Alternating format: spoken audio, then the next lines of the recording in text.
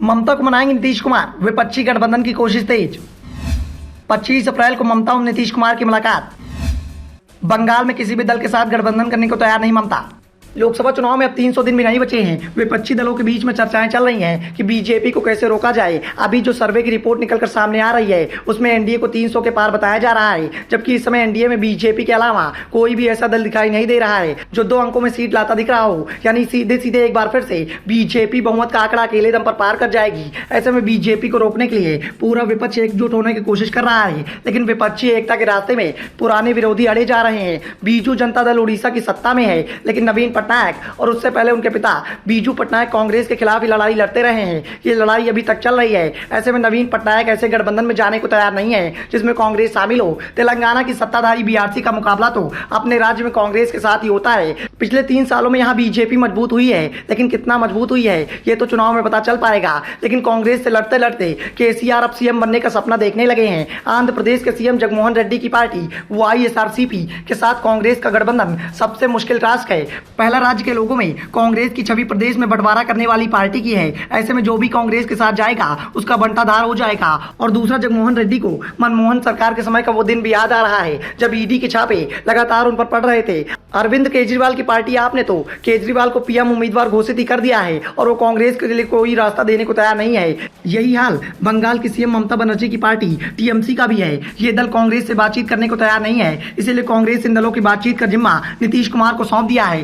नीतीश कुमार के इन दलों के मुखिया से अच्छे संबंध हैं। नीतीश कुमार हाल ही में दिल्ली में कांग्रेस के अध्यक्ष मल्लिकार्जुन खड़गे और राहुल गांधी से मिले थे। विपक्षी एकता की बातचीत भी हुई थी। खड़गे ने नीतीश कुमार को आगे बढ़ाने के लिए कहा था और नीतीश कुमार अब आगे बढ़ने को तैयार दिखाई दे रहे हैं। बंगाल जा रहे हैं। 25 अप्रैल को ममता बनर्जी से मुलाकात तय हो चुकी है।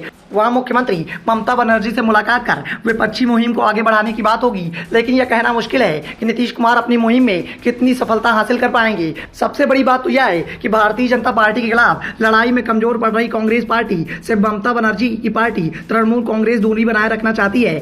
पश्चिम बंगाल के सादरदिघी विधानसभा उपचुनाव के नतीजे ने ममता बनर्जी को बड़ा मौका दिया है।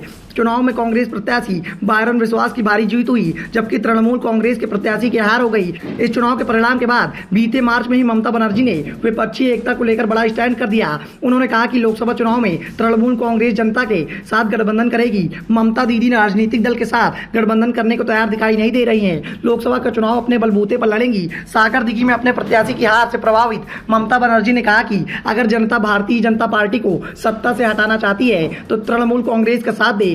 तृणमूल कांग्रेस किसी भी राजनीतिक दल से गठबंधन नहीं करेगी। ममता बनर्जी ने दावा कर दिया कि जनता उनके साथ है। सागरदिघी विधानसभा उपचुनाव में ममता बनर्जी को काफी उम्मीदें थी, लेकिन इस सीट पर कांग्रेस के बायरन विश्वास ने 23,000 से ज्यादा मतों से टीएमसी प्रत्याशी को हरा दिया। तो वहीं टीएमसी के प्रत्याशी देवाशीष बनर्जी दूसरे स्थान पर रहे। उन्होंने विपक्षी दलों की भाजपा के साथ गुप्त साठगांठ का आरोप लगाया। ममता को भी इस बात का एहसास हो गया कि अगर कांग्रेस के साथ उन्होंने गठबंधन किया तो राज्य में कांग्रेस को मजबूत होने का मौका मिल जाएगा, जो आगे चलकर उनके लिए मुसीबत का सबब बन जाएगा। ऐसे में नीतीश कुमार क्या ममता को विपक्षी मोर्चे में लाने में कामयाब हो पाएंगे? वैसे एक बात और है कि ममता खुद ही तीसरा मोर्चा बनाने की तैयारी कर रही हैं। Bureau report, the such India.